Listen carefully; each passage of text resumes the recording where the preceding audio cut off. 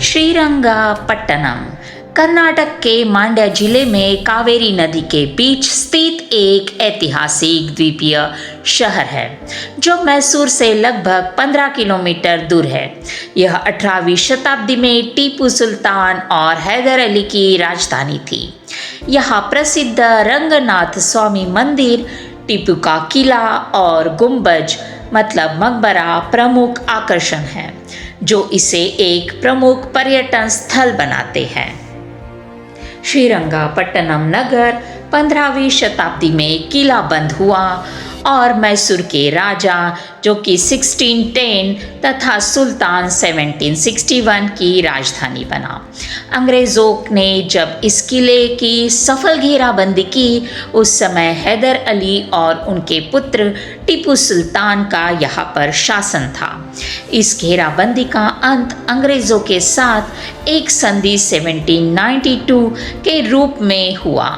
चौथे मैसूर युद्ध 1799 में टीपू सुल्तान की हत्या कर दी गई और किले का एक बार फिर से अंग्रेज़ों के हाथ में आ गया। इस आधुनिक नगर में 17वीं शताब्दी के हिंदू स्मारक के साथ साथ टीपू सुल्तान द्वारा बनाई गई विशाल मस्जिद को देखने के लिए बड़ी संख्या में पर्यटक आते हैं। टीपू सुल्तान का सुपरिष्कृत ग्रीष्मकालीन महल दरिया दौलत 1781 गंजम की पूर्वी उपनगरीय क्षेत्र में स्थित है। इस महल की दीवारों पर जुलूस और युद्ध के दृश्य चित्रित हैं। पास के लाल बाग के मकबरे में 2 सुल्तानों को दफनाया गया है। जांगिल, सफ़ेद बिज्जा, वाघ बगुला और गाय बगुला के निवास वाले रंगनिथिट्टू पक्षी अभयारण्य के आसपास अनेक टापू हैं जो इसी का हिस्सा है। श्रीरंगपट्टनम की भूमि पर प्रत्येक स्थान पर आज भी भयानक तथा निर्णायक युद्ध के चिन्ह दिखाई पड़ते हैं। अंग्रेज़ों की सेना के निवास स्थान की टूटी हुई दीवारें, सैनिक चिकित्सालय के खंडहर, भूमिगत तहखाने तथा अंग्रेज़ कैदियों का आवास, ये सब पुरानी कहानियों की स्मृति को नवीन बना देते हैं। टीपू की बनवाई हुई जामा मस्जिद यहाँ के विशाल भवनों में से एक है। दुर्ग के बाहर काष्ठ निर्मित दरिया दौलत नामक भवन टीपू ने 1784 में बनवाया था। कावेरी के रमणीक तट पर एक सुंदर उद्यान के बीच में यह ग्रीष्म प्रासाद स्थित है। इसकी दीवारें, स्तंभ, महराब और छतें अनेक प्रकार की नक्काशी से अलंकृत है। बीच बीच में सोने का सुंदर काम भी दिखाई देता है, जिससे इसकी शोभा और भी दुगनी हो जाती है। बहिर्भित्तियों पर युद्धस्थली के दृश्य तथा युद्ध यात्राओं के मनोरंजक चित्र भी अंकित हैं। द्वीप के पूर्वी किनारे पर टीपू सुल्तान का मकबरा अथवा गुंबज आज भी स्थित है। यह भी एक सुंदर उद्यान के भीतर बना हुआ है। इसे टीपू ने अपनी माता तथा पिता हैदर अली के लिए बनवाया था, किंतु अंग्रेज़ों ने टीपू की कब्र भी इसी में बनवा दी। आइए जानते हैं यहाँ के स्थानों के बारे में। श्री रंगनाथ स्वामी मंदिर। रंगनाथ स्वामी मंदिर, जिसे आमतौर पर श्री रंगनाथ स्वामी कहा जाता है, विष्णु के एक अवतार रंगनाथ को समर्पित है। इसके बाद दरिया दौलत बाग। दरिया दौलत बाग महल ग्रीष्मकालीन महल दरिया दौलत बाग नामक सुंदर उद्यानों के बीच स्थित है। टीपू सुल्तान ने इस महल का निर्माण 1784 में करवाया था। इसके बाद टीपू सुल्तान गुंबज।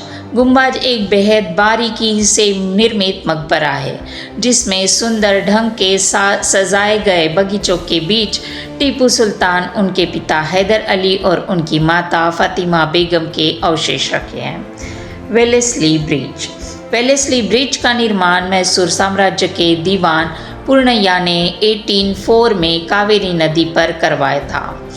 करियाघट्टा व्यू पॉइंट। करियाघट्टा व्यू पॉइंट से 3000 फीट की ऊंचाई से मैसूर और श्रीरंगपट्टनम शहरों का शानदार नज़ारा दिखाई देता है।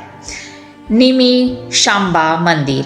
लोकापावनी नदी के किनारे प्रसिद्ध निमिषांबा मंदिर स्थित है। यह मंदिर भी करिघट्टा पहाड़ी की चोटी से स्पष्ट रूप से दिखाई देता है।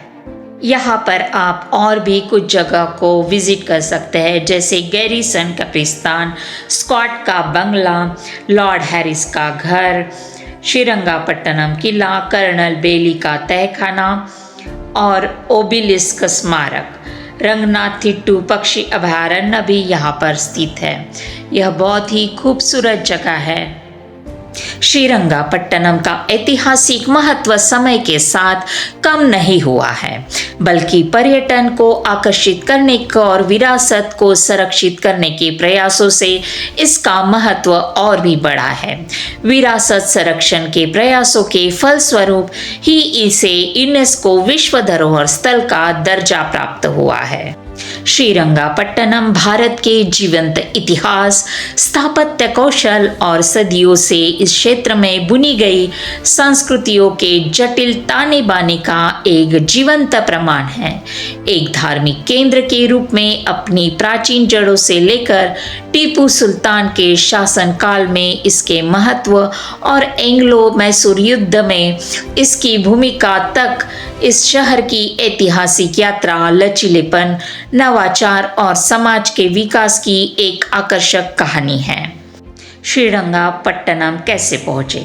ट्रेन से बेंगलुरु के KSR स्टेशन से श्रीरंगापट्टनम तक ट्रेन से लगभग 2 घंटे 30 मिनट से 3 घंटे लगते हैं। आप सीधे श्रीरंगापट्टनम रेलवे स्टेशन के लिए भी ट्रेन ले सकते हैं या मैसूर जाकर वहां से बस टैक्सी ले सकते हैं। बेंगलोर से श्रीरंगापट्टनम के लिए कई बसें उपलब्ध है, जिनका किराया 200 से 1700 के बीच हो सकता है। निकटतम हवाई अड्डे कैंपेगौड़ा अंतर्राष्ट्रीय हवाई अड्डा है, जो लगभग 125 to 140 किलोमीटर दूर है। आप बेंगलोर मैसूर राजमार्ग के माध्यम से कार द्वारा आसानी से पहुंच सकते हैं। तो दोस्तों, आपको यह इन्फॉर्मेशन कैसी लगी कमेंट करके ज़रूर बताइएगा और नेक्स्ट वीडियो के लिए लाइक, शेयर और सब्सक्राइब करना ना भूलें। तब तक के लिए धन्यवाद।